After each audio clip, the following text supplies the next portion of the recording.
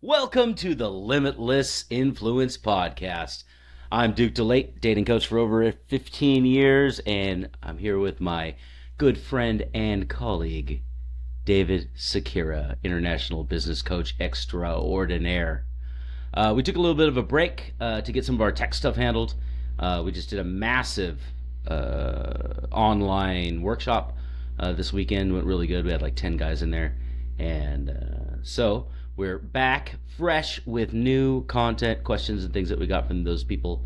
And we're amping up the new community. So we're getting an influx of just a bunches of things to talk about. So we're going to be pretty consistent from here on out. David, how are you doing? I'm doing phenomenal. I'm very excited about the topic of today. Yeah. What is it? Storytelling, one of our favorites. Oh, yeah. Yeah. Storytelling. How do you want to break into it? Specifically, I would like to know how to learn to storytell in a way that inspires and persuades people. Yeah. Well, I started probably back in 2007-ish when I jumped into the pickup community at the time, which was just a bunch of guys who got together and tried to figure out how to get laid. And back then, they didn't have like crazy businesses. There were a couple of major companies out there, and they weren't like teaching formally. So we all got together in people's houses in the different cities. They used to call them layers. That's how nerdy we were. And there's this guy in LA. His name was Godfather, because we all had these little avatar names, like AOL screen names. And so we would all go to Godfather's house. He was renting this massive, 8-bedroom house in the Hollywood Hills. And we'd sit around and we'd listen to guys like us back then talking about, their experiences and everything. And back in that time, it was super popular for everybody to be like, okay, what's the best pickup line? What's the best thing to say to make sure we grab her attention? What's the best way to open two girls by themselves? Give me 3 different options I can have, and then I'll just practice them over and over, and they work, right? And then today, most people still ask that. Yeah, but that was at the time, that was the thing. It was like, how do I create my stack of my routine, canned routines so that I can get consistency in how I communicate. And there's a lot of value in that for sure. But I found over the years that the value actually comes from the practice and not necessarily the content itself, right? Because the more you practice, then the easier you get at it, whatever. But I was doing all that stuff. I had a big old stacks. I wrote up 300 stories because that was what you did at the time. Practice them in front of the mirror. Went out, practice hundreds of times. And while I still find some value in that, I started training with a guy. His name was Jeff, and he was just unhinged. He would just run his mouth. He called it the $1 million mouthpiece. It's like from old 80s pimp terminology. You just keep talking until their defenses drop. You just talk about whatever you want. You just flow free from your head. And all of us were like, what do you mean flow free from your head? How do we do this? And so we did a bunch of exercises with him, and he's just like, it's really about being able to captivate and tell a story. Like you're standing on stage and you're like a stand-up comedian, right?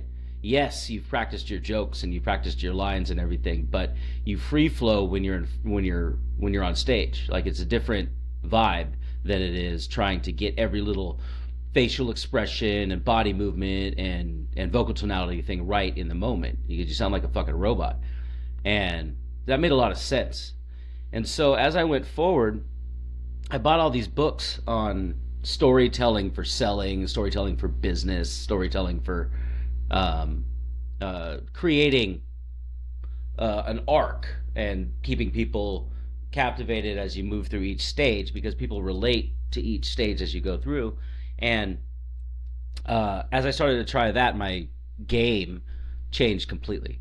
I stopped memorizing things and trying to, overthink why this particular one didn't work, and I got to try it 30 more times and all that stuff. Like we just threw all that out, and I would just practice with everybody. I'd practice with the store clerks, with the baristas, with the girls at school when I was going to college, and I I would just tell random stories over and over and over again, and they'd be about nothing.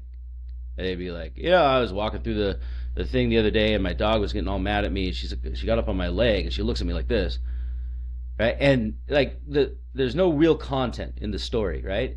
But because I started being relatable, and uh, the authenticity, quote unquote, of my own emotional experience would come through, and people would be a little bit captivated, and that was often enough to buy the next 30 seconds in the conversation, the next 5 minutes in the conversation, and the next hour of the conversation, and it would get me into the connection with the other human being way faster, no matter what I was trying to do. And so I got really into that, and I even put a course up on storytelling. It's not in the community currently, but I'm gonna reshoot it because I watched it the other day, and I was like, oh. I was like in my car filming with my phone, my first Udemy You course also on have a story. book on that. I mean, I was Say kind what? of the. You also have a book on that. That was one of the things that made you really stand out. For me personally, when I met you, is you had a lot of insights to give on that topic, on this particular topic, and I think the for me the realization when I started to learn storytelling in a natural way, like become kind of a charismatic person in general when you're telling stories, what really surprised me is how, well, just like what you're saying, how you can talk about nothing, but if you're doing it with being, not being yourself, but bringing your emotional experience and being fully engaged in the story, what happens is that the people that listen to you, because they're generally bored in their life, they get engaged in the story, just like when you're watching a movie, right? So people go to watch movies because they like to be entertained and because it gives them this escape from real life. So now they have this person that gives them the escape from their own life. That's where it starts. It's like generally a great tool because it's a captivating tool, no matter what you talk about, because people always expect by conditioning to have like an aha moment or an important thing that will happen. And even if it doesn't happen, they expect that at some point it will. We're kind of conditioned like that from childhood, listening to stories. We learn that there is a beginning, a middle, and an end, and we just know that it's going to come through, and we want to know how the story will get. So when something is like an improvised story, it immediately creates something where people listen. And I think that makes it a very important part of the leadership toolkit, because that's immediate influence right there. People listen to you. If they're listening to you, they're willing to hear what you have to say, then you can play with it. And on the other hand, it also allows the let's say the listener to get a little, like, no matter what you're talking about, or if you are telling a story, there is always a part of you that comes out in it. It's very difficult to really tell a scripted story from beginning to end without having, and like, I mean, I guess you can do that, but it just doesn't flow or feel the same way.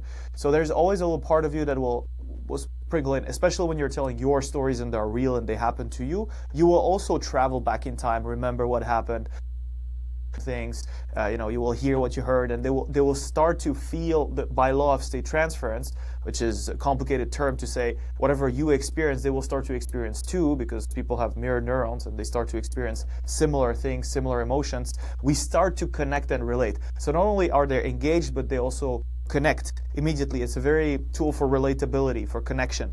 So once you have a hook, people get intrigued and they listen, they connect, you pretty much have the recipe for what makes, Instagram Reels go viral. So you have these two things. You have a hook, you have a good plot, or something that allows to have like a real human connection.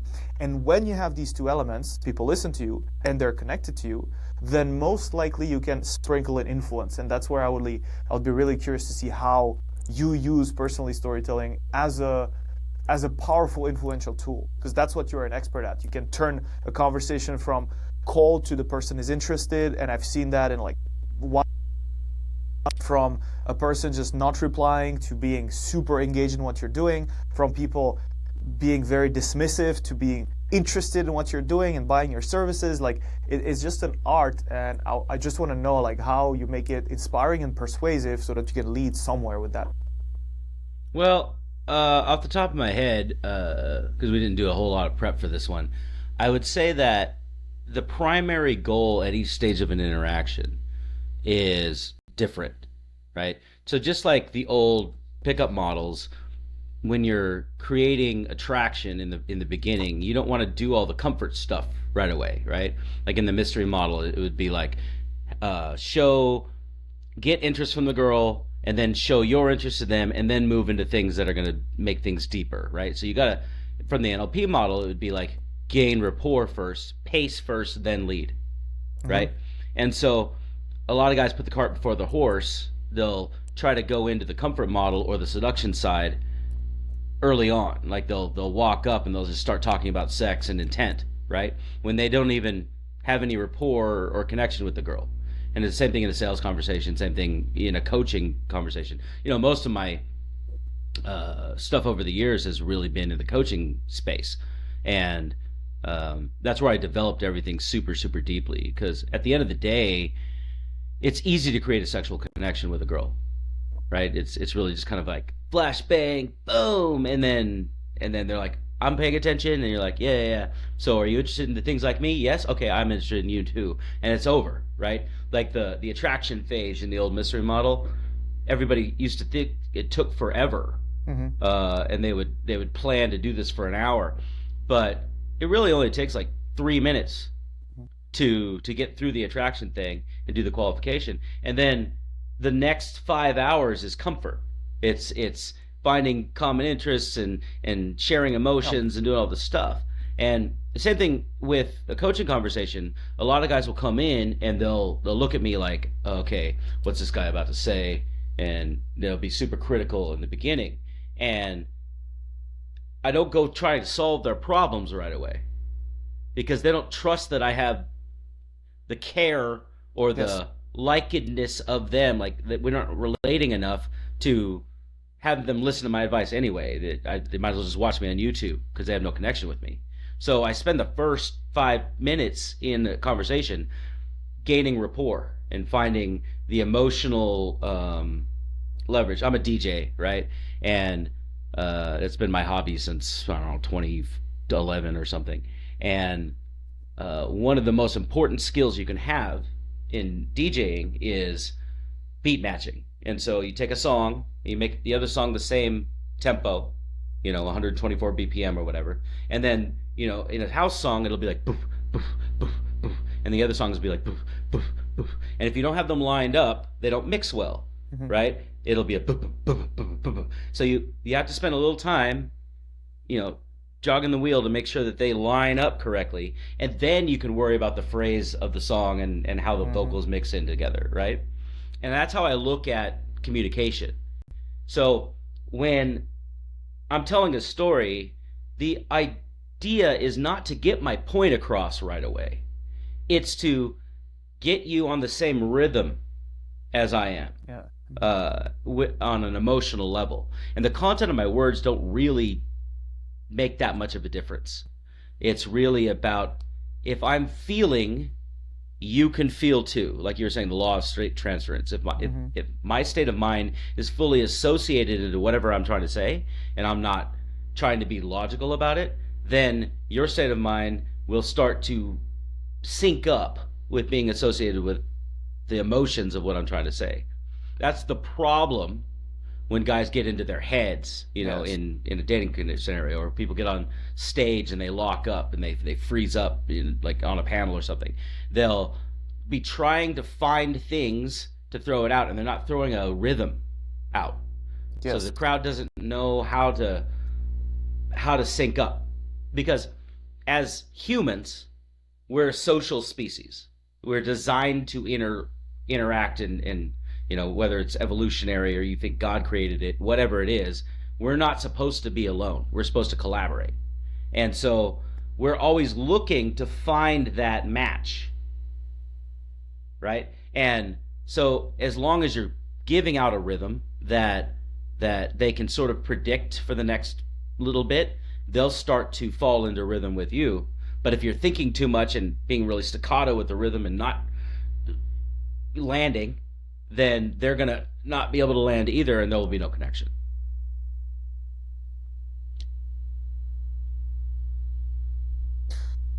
There's so many things on which I want to react. I'm gonna just hold myself back. But when you're speaking of music and the rhythm, not only does it create immediate predictability, meaning they can predict what the next measure will be, therefore it builds one fundamental element of trust. So I start to trust you naturally just vibing. And also, this is what happens in hypnosis. You create a rhythm, you create something, and then the words that you're using on top of that, they sync at a different level, a level deeper. That's why music is a beautiful tool for manipulation as well, mass manipulation. I mean, not necessarily mass manipulation, but at least mass influence, or broadcasting. These type of things, they always build a certain rhythm, and then the words are syncing at the level deeper. So when you are in a story and there is a rhythm to a story, and you're able to build the musicality of it and your storytelling well with emotion, you have at the same time the feelings of trust that is being built, and at the same time the mental barrier that slowly starts to drop as it continues, and then it becomes something that allows connection, that allows influence. Like for me, it's I remember always when I was, well, for this topic specifically, I'm going to stay on the dating side. In business, it applies obviously, right? But for me, the big breakthrough was when you taught me storytelling, or that storytelling was a thing, was an interesting thing. I remember the first time when I really dropped the trying to figure out what I'm going to say next, and I just allowed myself to be in that, like, try to sync with myself first and just say the things that were coming.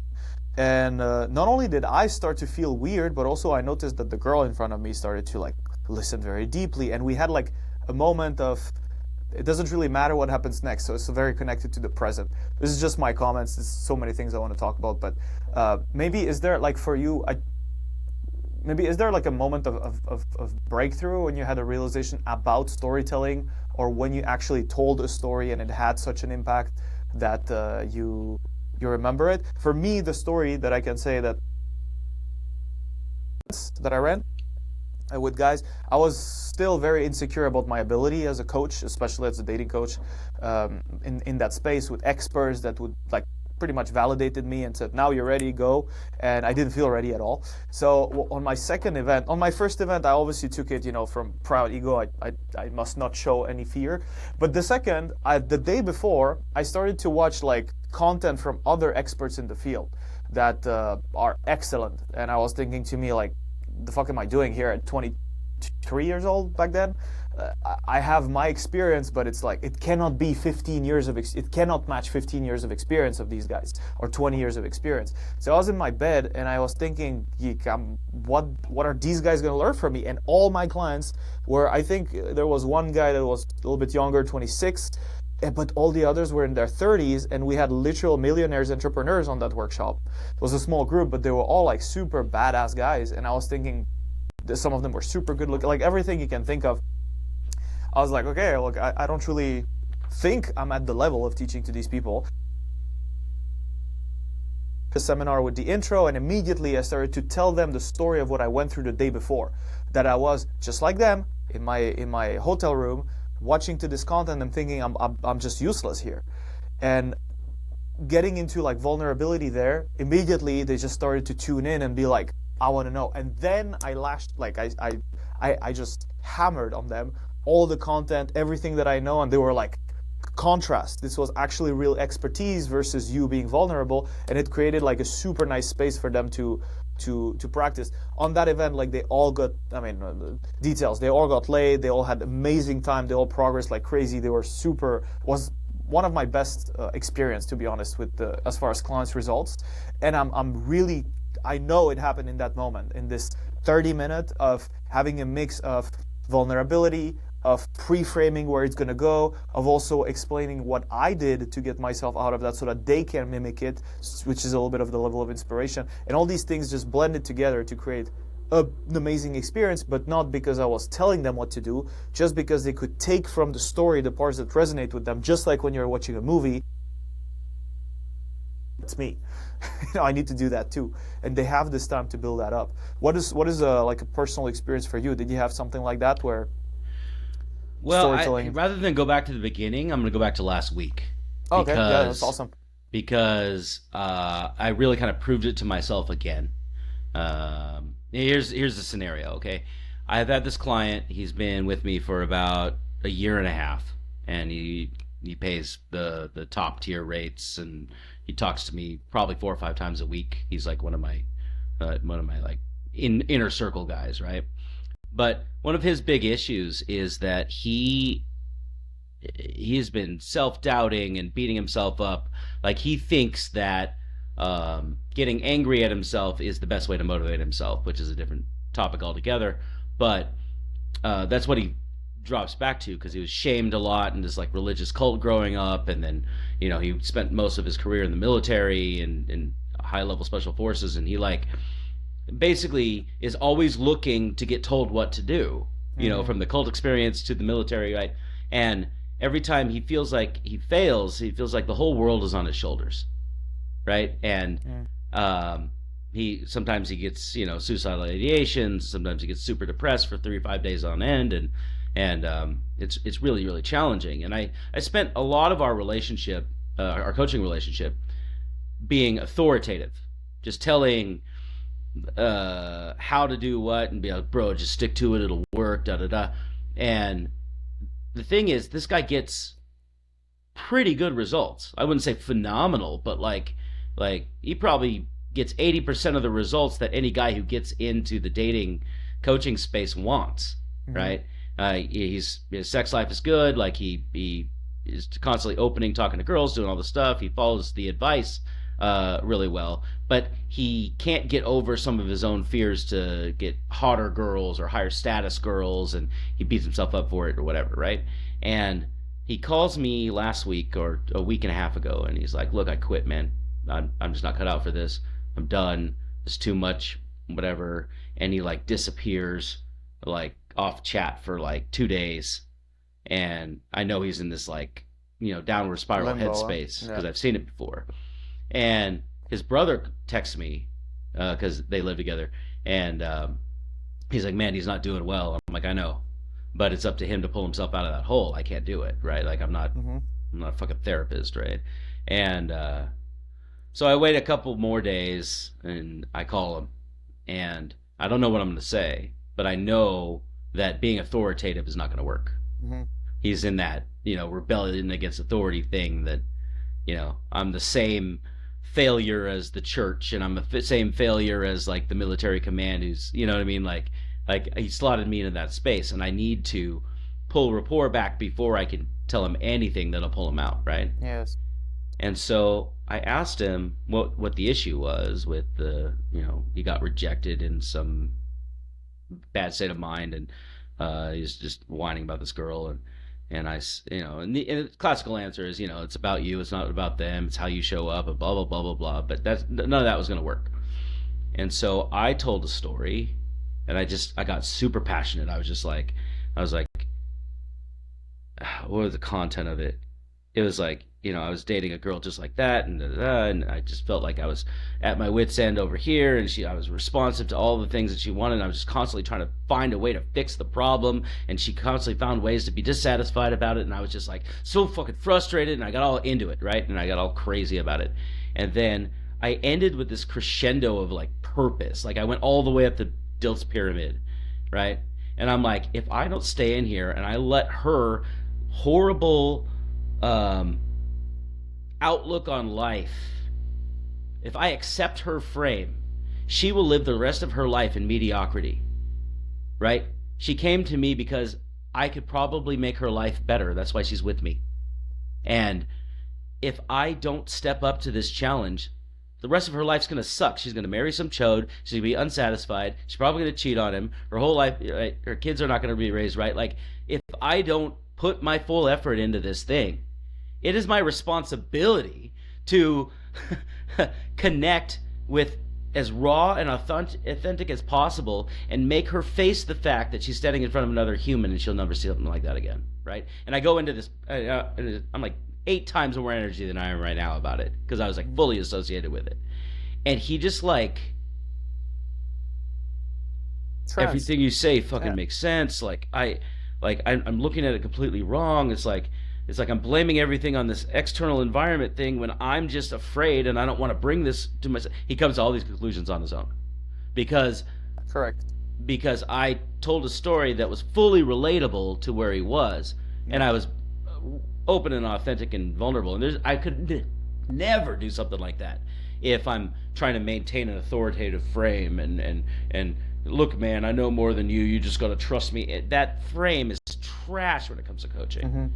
It's good when it comes to sales for the type of people that like to get told what to do, right? Like you can and scale it's temporary. They will never stay. Yeah, you can scale that because if you just flip it, and that was my biggest problem with dating coaches when I was coming up. I trained with all the best guys. You know, I spent thousands and thousands and thousands of dollars, and half of these guys were just egomaniacs who were just trying to make money and not having to go to a real job. And so they'd come and they'd be like, you know, real standoffish and, you know, 48 laws of power, blah, blah, blah, blah, you know. And I love 48 Laws of Power, by the way, but it's kind of like religious books, like the Quran or like Bible. Like, there's a surface level to it, and that you could just throw out and be like, "Fuck this! This is stupid." Blah blah blah. And then there's a deep, deep level to it.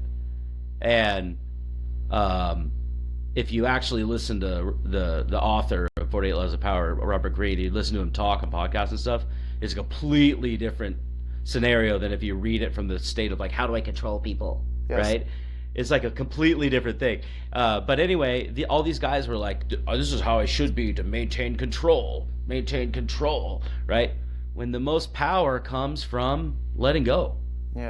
Right? Which is super, super deep concept too. But anyway, back to the storytelling and influence. It's the more you kind of let go of your full, like, authentic self, like, of what you're experiencing emotionally in the moment, the more you can share that raw, the more connection you get and the more uniqueness you get. Because people stop viewing you as a product.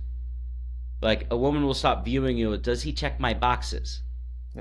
They start viewing you as, he's human like me, and we can share experience emotions, and he may understand me deeper than anybody I know because I've been living the surface level life myself. And I think that's kind of the cap off of where I was going with that.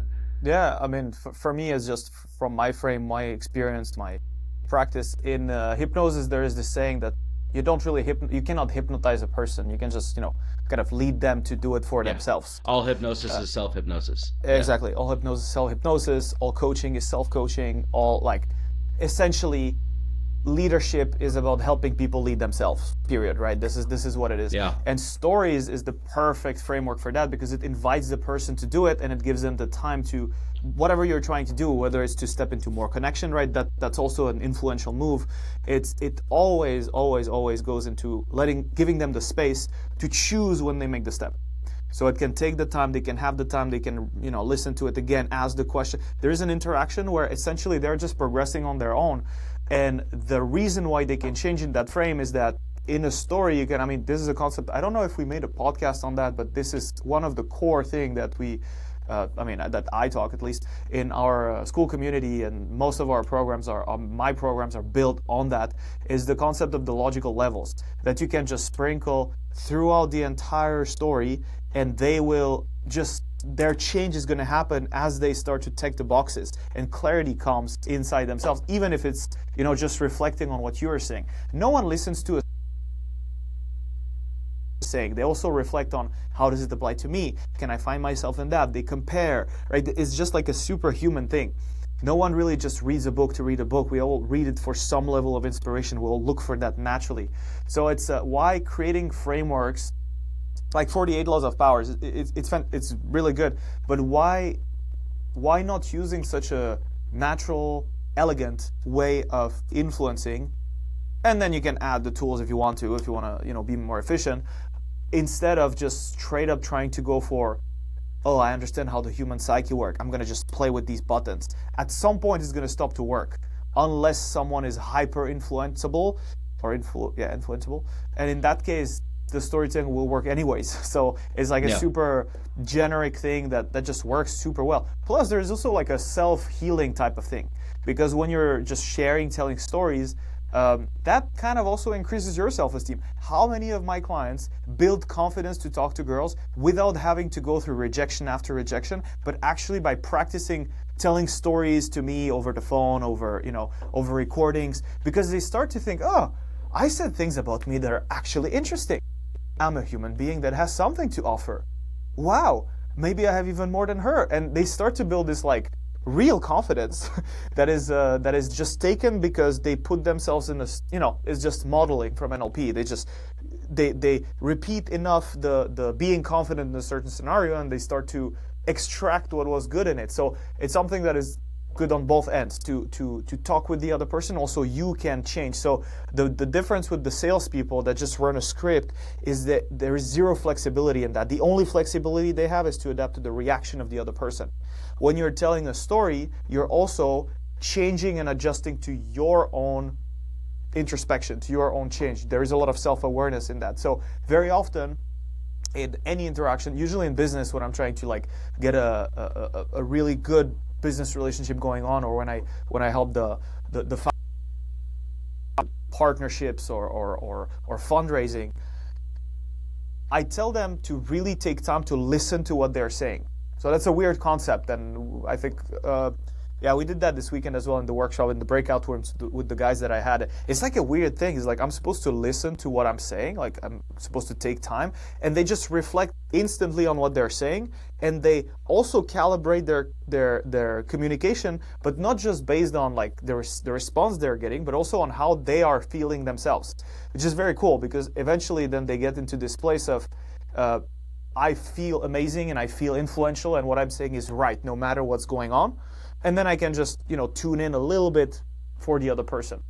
A lot of different concepts here. It's been half an hour. I think from a practical perspective, yeah. The reason we do model work in the 7-day workshops is because very often a lot of these guys have never experienced honest feedback from a woman, right? They don't know how to read it in real life, right? So yes. When we go through all the technical stuff, like changing your vocal tonality and being more excited and being more facial expressive and all that other stuff, and they're doing it in front of a real woman who's having real responses in a safe environment, they start to see these references and they go, oh, when I change my tone of voice, I stop being monotonous, or I stop being rapport seeking, and I stop sounding like a little needy bitch. She has a completely different reaction, and they have enough time to see the reality of the response from another human being. And very often, 2 days into the workshop, the models start getting tired and they let their guards down, right? And then there's a real human interaction. And sometimes that's the first time the guys have ever had to not put up a mask of what they think was going on. And the girls right? too. Yeah, and the girls too. Yeah. Let's be honest. And all of our little model testimonials on the site, they're like, I learned so much for myself when I came to this thing. Yeah. It's weird. Human interaction is a universal concept, but I think that from a practical perspective, that constant practice needs to stop being goal oriented. It needs to stop being like, I need to achieve a particular result or manipulate a specific outcome from this interaction. I need to, like you were saying, let it breathe. Like hear myself when I'm speaking, calibrate in the moment, and then take into account their responses and let that thing flow so that I can navigate the choppy waters of human interaction and insecurity with skill, and not with a path that may or may not work at any given time. So it's kind of like the power force concept, where if you just try to make this thing happen the way that you wanted to or the way that you envisioned it, you miss all of the actual things that are going on in reality, and your skill set is actually at forcing your way through things, and sometimes you'll come up against something you can't force your way through, and then you fail. But if you get good at kind of riding the waves of it and moving and adapting to what's going on in there, even in your own emotional state, like when I'm super down and tired and I haven't eaten in 6 hours, I still need to go talk to somebody. Can I navigate that, or do I need to make sure every little piece is right before I go talk to them and get that analysis paralysis problem, right? But the real skill set, like we always say, is calibration, right? And calibration is taking in what's going on with reality, and that includes your own emotional responses, being fully in the moment, that brings you out of your head. That brings you the ability to adapt in real time. And storytelling as a practice, if you tell stories about everything that you do, gets you to the point where you can just riff and adapt to everything in the moment. Change your state on command. That's the cool thing. That's what you mentioned. If you're in a really bad mood and you're about to have a sales call, you can try to convince yourself that you will show up in a certain way, but it will be perceived at some point. And then you apply the strategies, and they feel forced and not smooth, and it's just not gonna work. You're not gonna close the deal. But if you say, okay, this is where I am, I don't feel fantastic. Let's try to relate to some of that, or tell a story or whatever. Just share something about that, and you progressively start to feel these emotions. That changes the emotions, which changes the next emotion, and you can kind of design your perfect emotional state, kind of like a Tony Robbins, triad thing. You just naturally go through changing your state, your physiology. You go back to this. You change your focus. You change your language, and naturally you create this like interesting, influential character, not only based on the looks or the gaze, I want to say, the gaze of the audience, but also based on how you feel internally, which is the only place where you can kind of come closer to your potential. So most of and this is something I know, I'm not even going to ask you if you resonate to that, on stage when we're in workshop mode and we have some of these moments where we're just completely in flow, they always happen because we built to it through storytelling. Always, for some reason. And it's the same thing. I mean, my best, how I met my girlfriend was a moment like that. It was a moment where fully associated in the present with the stories, taking time to say the things I really wanted to say. Notice my own emotional reaction to what I was saying, being very present super well. So, is there something else that you would like to address in this podcast, or should we wrap up around this? Yeah, I think I'll actually say one more thing. Okay, yeah. I think frameworks are very important. From a pickup framework like a mystery method to a sales script to yes. An agenda when you stand on stage, right? These things are very important because, like, very often some of my clients will go out and they'll practice talking to girls, right? And they'll call me and they'll do their debrief and they'll say, okay, I'll do this, and I'll be like, did you ask for a number? No. Because they didn't have the framework. Yeah.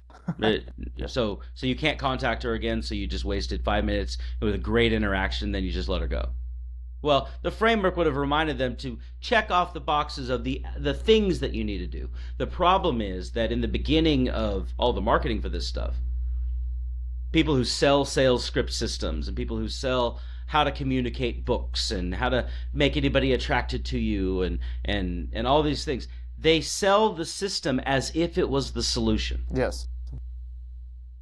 But it's not. The solution is you mastering the components of the system that need to happen. Like you need her contact information if you want to see her again. Duh. Mm-hmm. Right? But so many guys come into this, enamored by the marketing material and say, oh, well, that means if I ask for a number in this way, it has an 84% chance of success, and they're trying to do KPIs against their communicative skills, right? Which would be great if you were talking to a machine. Yeah. Because there's a finite amount of variance that you can handle it all, then you can master it. But you're not talking to a machine. Everybody comes injecting their own experiences and their entire life experience and everything that they've seen, everything they've been socially conditioned for, and they bring so many variables to the table that you cannot master the boat analogy. You can't master the ocean. You can master responding to the ocean and still moving in the direction you wanted to go, right?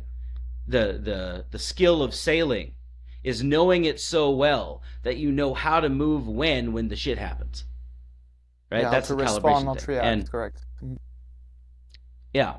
And so all of that to say is I think that storytelling is one of the most powerful things that we can do to get ourselves into that calibrated state. Like before the printing press, all of our identities that we got from society and social conditioning came from stories, came from our parents and our relatives and our, the people in our communities sharing things and their experiences and passing them on from generation to generation. And now we have how to what you call it, how to go no contact from a Yeah, 17-second thing on TikTok, and that's how I need to deal with boundary setting in my relationships. Like, yeah, eh, then we start learning all of these systems and strategies, and you can sit around for 8 hours on TikTok and figure out how to run a relationship the most ideal way that's been extrapolated from all the books from the 80s and all the radio programs from that, and da da da da, all the religious everything. And if you don't actually talk to another human, you can't actually find your own path to sail the yes. actual ocean that is human interaction. Agreed. There's tactics. Tactics are they change all the like it's kind of just like the next ad that you will see is going to be different than the previous one. It's just a different thing. It moves all the time. You have strategies that are super important, but not as much. I mean, they're not as much important if you have systems in place. You might fuck up your strategies if you have good systems, but systems live on principles, and if you get the principles right, then you get to the this. And storytelling lives there. I mean, I don't know why we didn't start with that, but we're hardwired to share things through stories throughout evolution. And actually, with what you said, even our identities are nothing else but stories we tell about ourselves. So even at that level, if it that important, that deep, your purpose is a story you tell to yourself, bro. Like there's nothing else.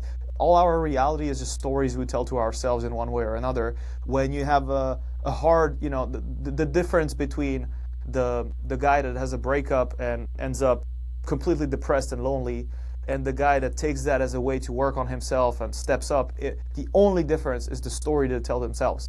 So even at that personal level, is that important? Obviously, it's going to be important with others. So hope this was also a good way to preframe. Because I mean, if we can achieve one thing with this podcast is if the listeners could, and instead starting to think of telling a story, whether it's to themselves, to others, that will be helpful because there's a lot more opportunities that will come from that. Mm-hmm.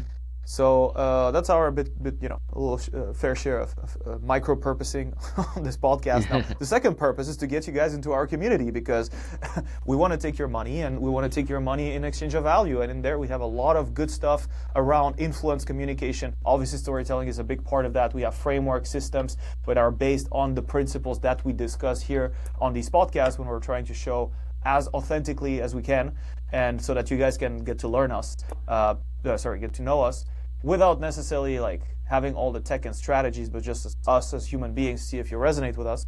So I think, Duke, you're going to put some link somewhere here to our community, and Theoretically, yeah. I will. Yeah, we had to fix the pricing thing, but yeah. So we'll have the link to the community. It's basically the limitlessmentoring.com/school, but I think I'm gonna change it to /community because it's gonna make this more way sense. we can go anywhere and not just be on school. Sounds good. Right. Yeah. Yeah. So. Well, let's talk again soon. Thank you so much for listening, guys. If you like what we're doing here, please give us 5 stars in the podcast thing. It helps us get our distribution out. And if you're watching us on YouTube or Spotify, do the similar thumbs upping and everything there, because the wider we get with this stuff, the sharper we're going to get in being able to answer people's questions and interact with our community.